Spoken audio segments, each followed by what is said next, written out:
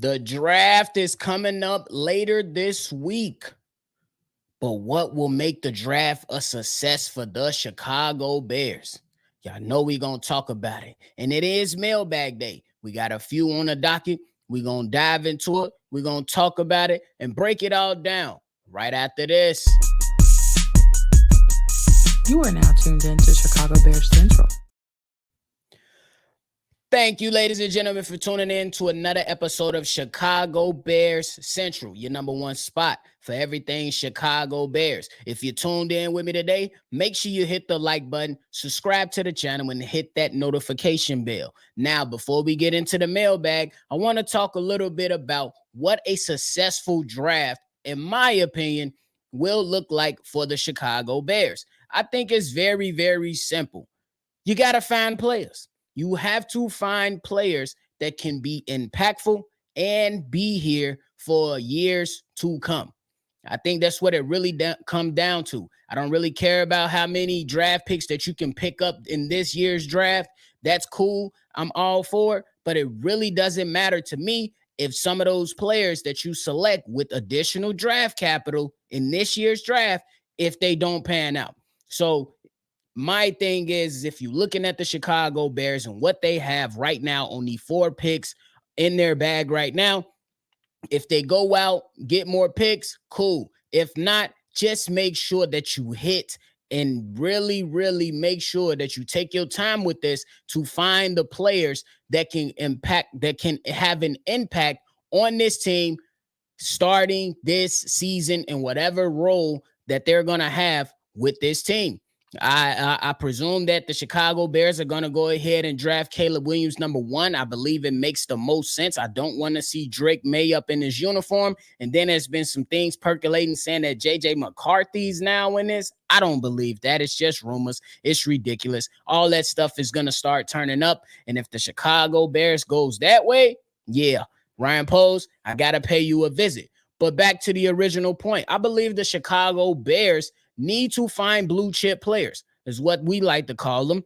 You got to find you some guys that's going to be able to be here for years to come. Now, if you get to that, the pick after number 1 and your next 3 picks, I don't care who you select at number 9. Just make sure that is the correct guy that you want to go with. If you're looking at Jared Verse, take him. If you feel like he's that guy, take him. Me personally, I'm a Latu guy. I believe the tape doesn't lie. He's more explosive in my eyes, as my evaluations tell me, but I could absolutely be wrong on that. So I want the Chicago Bears to really just hone in and do their due diligence and hope that these meetings that they had amongst each other and kind of like going into that war room with different groups, making their case for different positions. I hope that they could just narrow it down to say, hey, if this happens, we're absolutely going to take that guy. Or if they don't want to stay at 9, they want to trade up and go get somebody that they feel can help this team immediately, do that. Or if you want to trade back, regain some additional capital, and then take your guy then because you believe he's going to be there, do that. I'm all for that. But you just got to make sure you have the players. We still have a number of holes on this team. I don't think it's that many as some people like to put out there. You know what I'm saying? Which is why I'm okay with the four picks that we have.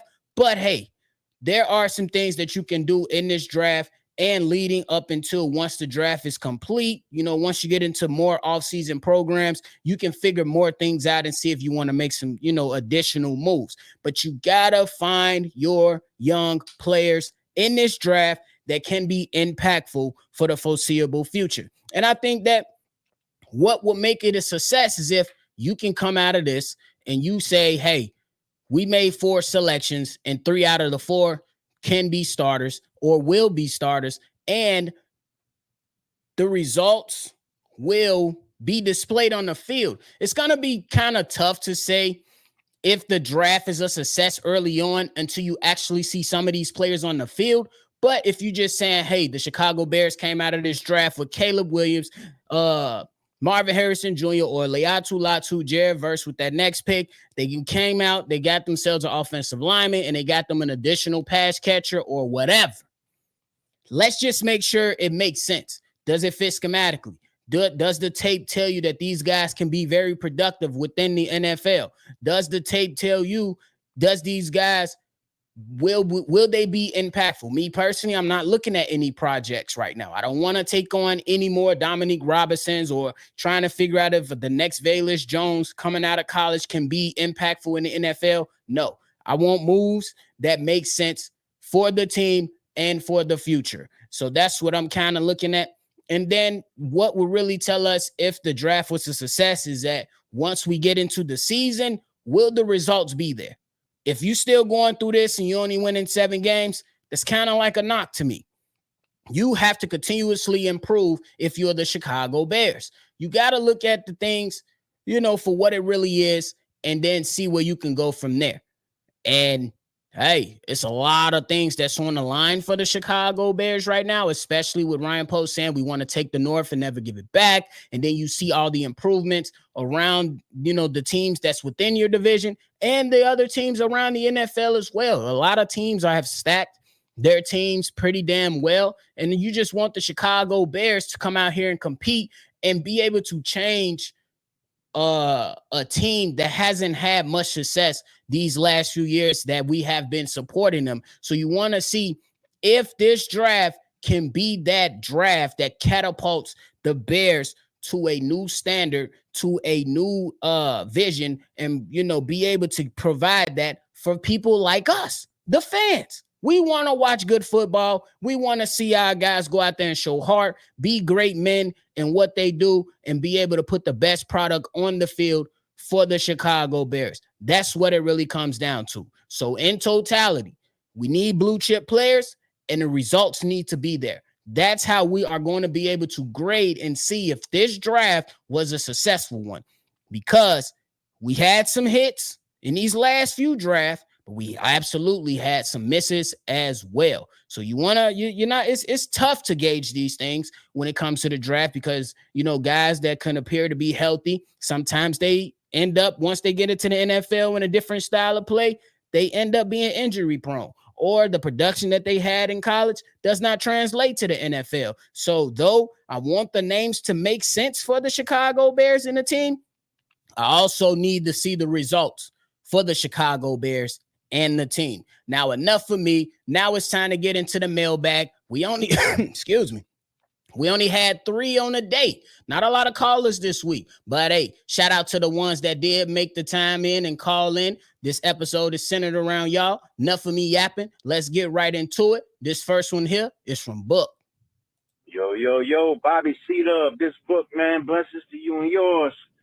Man, the time is finally here, man. We less than a week away, man. It seemed like it took forever, but the draft is upon us.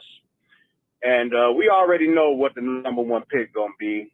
And I actually just saw an interview with Caleb on the Pivot, man. And I'm looking forward to him being the Bears quarterback, man. I think we got a right one this time, man. But as far as the other picks, I'm at that point where I don't care if they trade down or just pick 4. Man, if they only got the 4 picks, man, just get the best 4 available that you can, man. We need some talent on the team, man. You can get as many draft picks as you want, man, but if you ain't getting the quality, the quantity don't mean anything. So, man, just go ahead, man, at 9. Choose who the best person available, whether it's the wide receiver that's available, or it's the tackle that's available, or it's the D lineman that's available. Just get the best player that's available at 9 and take it from there. Especially with the O-line, I feel that they'll be a little better, because with the center being able to snap the ball, that is already an improvement and an upgrade over what we had, because we had centers there that couldn't do the basic damn minimum of snapping the ball to the quarterback. So I see an improvement. I don't think Nate Davis is going to be as bad as he was. He was going through some things, man. I lost my mom's too, so I understand what he was going through, man. That mentally that can mess you up. Braxton, Braxton is good. He's not great. He's not terrible. He's good. And with a quarterback that can seemingly get the ball out quick and is very aware of his surroundings, that could be good. That could be good enough. Now, if all is available, I would say take them because I would love great at left tackle, but good is would suffice. But that's all I wanted to say, man. I'm looking forward to it, man. I hope y'all go live. If y'all do, man, I'm be on there with y'all. Again, blessings to you and yours. Shout out to the Chicago Bear family and the fandom. Chicago up, bear down, and y'all have a good weekend, man. All right. So shout out to you, Book. You always been supporting. You've been rocking with us for a while. Thanks for calling in, man. Always great to have you and hear your voice and give your thoughts. And I agree with you, bro. I feel like right now you can go ahead and get as many picks as you want, but if they don't hit, what's the point?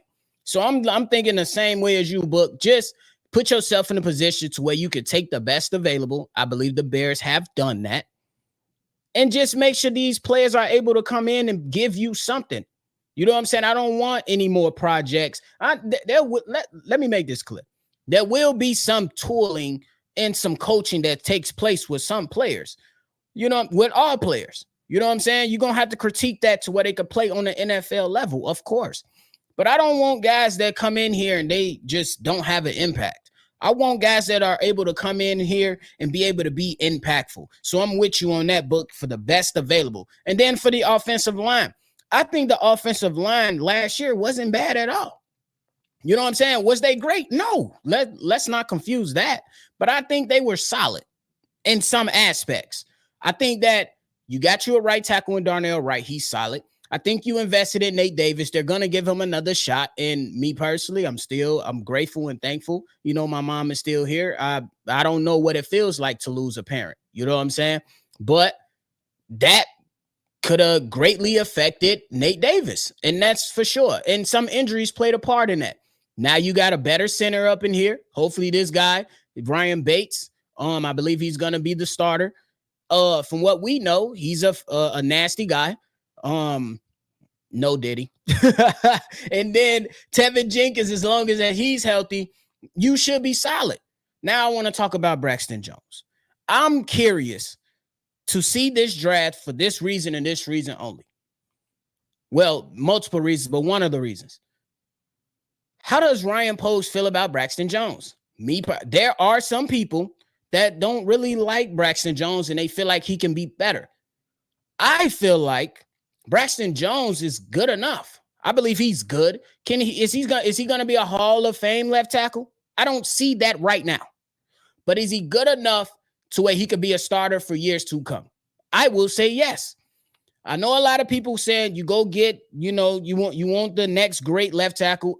I'm cool with that. That's your prerogative. That's your opinion. Me personally, I'm not wasting draft capital on another left tackle to act as if it's a problem. The only problem I had with Braxton Jones last season was his penalties. He was able to hold up in most games. You know what I'm saying? In most games to where he was solid. He was good. Just like Book, you mapped out, he was good. Not great, but good. And that's okay. And then it's going to be some guys that point out that he got killed by Myles Garrett. Who doesn't get killed by Myles Garrett? Can we keep it a buck? Who doesn't get killed by Myles Garrett? And it's a couple other examples out there, but that was just one. But I think I'm really curious to see how Ryan Post looks at Braxton Jones, and I can't wait to the draft. And Book, we will be live, my guy, the whole squad. So just be there. Make sure y'all hit that notification bell because once it's up, baby. And we're going to go ahead and hope and see what happens in these days of the draft, man. So, hey, thanks, Book. We're going to move on and on. All right, ladies and gentlemen, this next one is from Donovan. What's going on, Hayes? What's going on, team? It's your boy, Donovan, man. Hey, y'all heard my voice, but I was just thinking and seeing the mailbag, and I was like, are we the best team in NFC North? Now, I'm not going to sit here and make no conclusions or whatever, no speculation, but y'all know how I feel about us compared to the best team in the NFC North, the ones who won and got the NFC Championship, the Detroit Lions. I do feel like we're better than them. I'm not going to say it's not even close. I'm going to just leave that where it's at because I'm going to get scrutinized, but I do feel like we're better than the Lions. The Packers, we can be better than the Packers, but the Packers always, it's something about the Packers. Anyways, the Vikings, I do think we're better than the Vikings.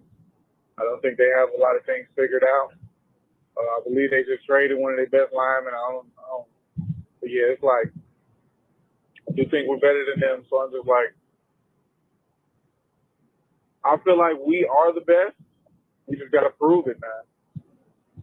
Especially with everything we got set up, the way we lost our close games, the way we won our games that we won. Like, I just feel like we got it, bro. I feel like we got it in the bag as far as being the best in the division. None of these teams are better than us. And then in the conference, I feel like if we do what we got to do, we could be up there with the Niners and for regular season purposes, the Cowboys and the Eagles. I mean, you got to say the Lions. You got to put them in that category too, even though I think we're better than them. But I do feel like we can be in the upper tier in the NFC and put the NFC back on the map. But I do feel like that's a possibility. It's a lot of other teams that you got to watch out for as far as the Seahawks. The Rams could be good. The Cardinals could be good. The Buccaneers. But I do feel like we could be in that top 5 in the NFC. At least. We're the best in the North, then we automatically top 3. If we're the best in the North, we automatically top 3.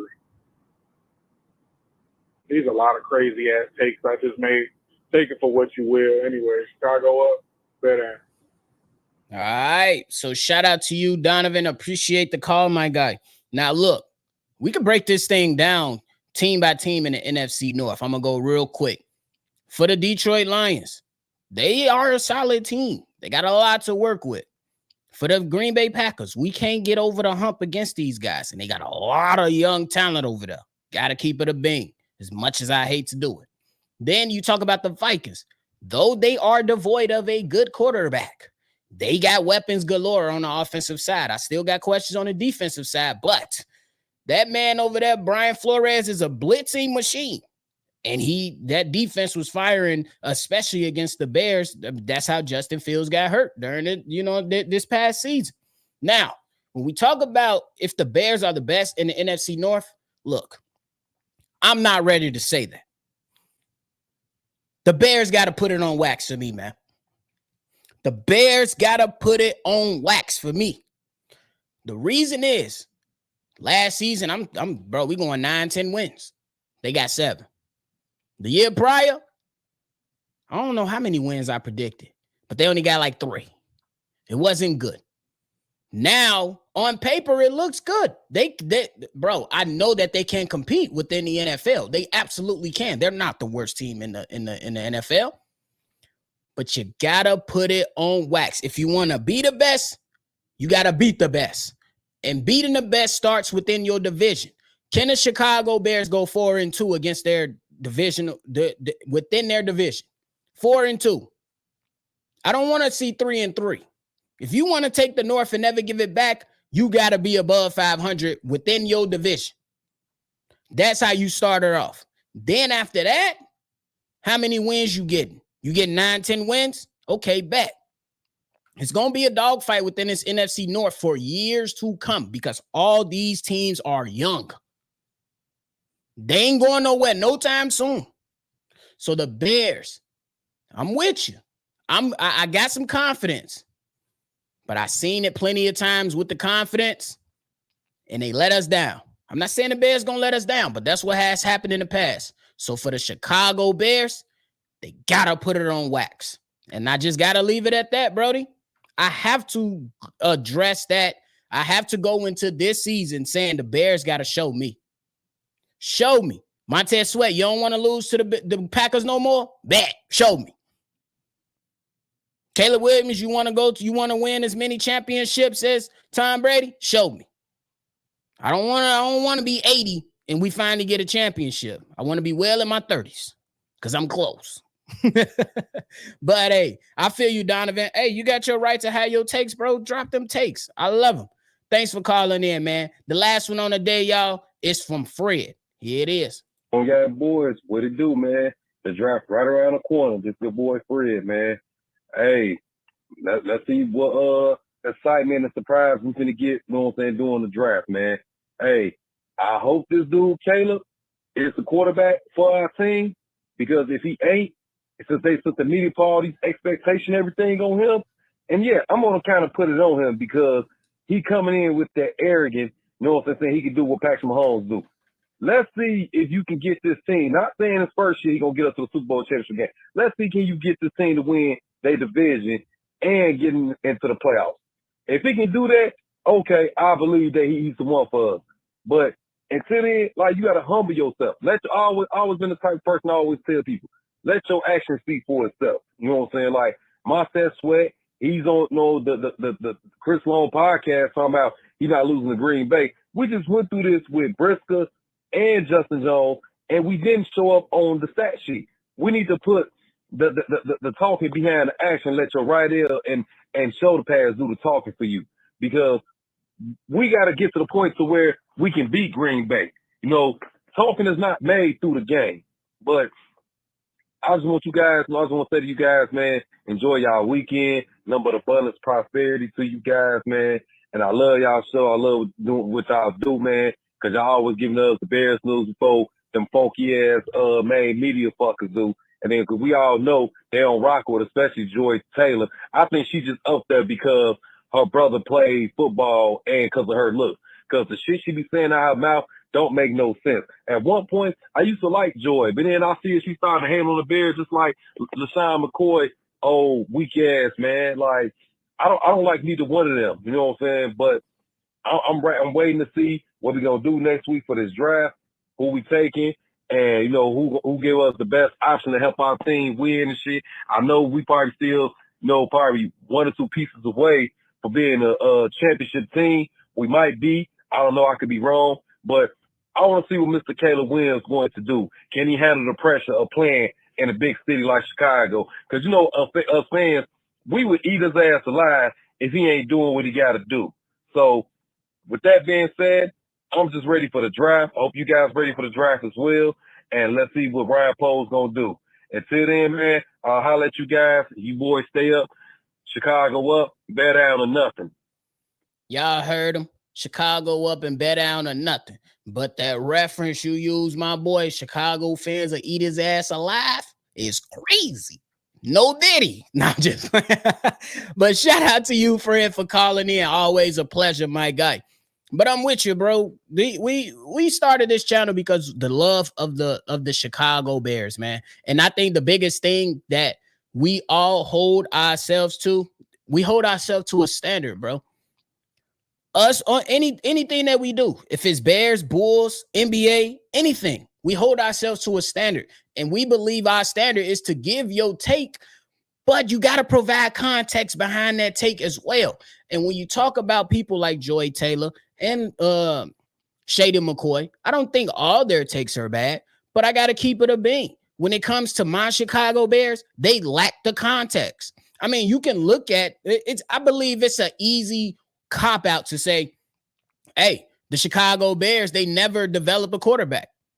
It's easy to say that. It's true. But can we talk about everything regarding that, though?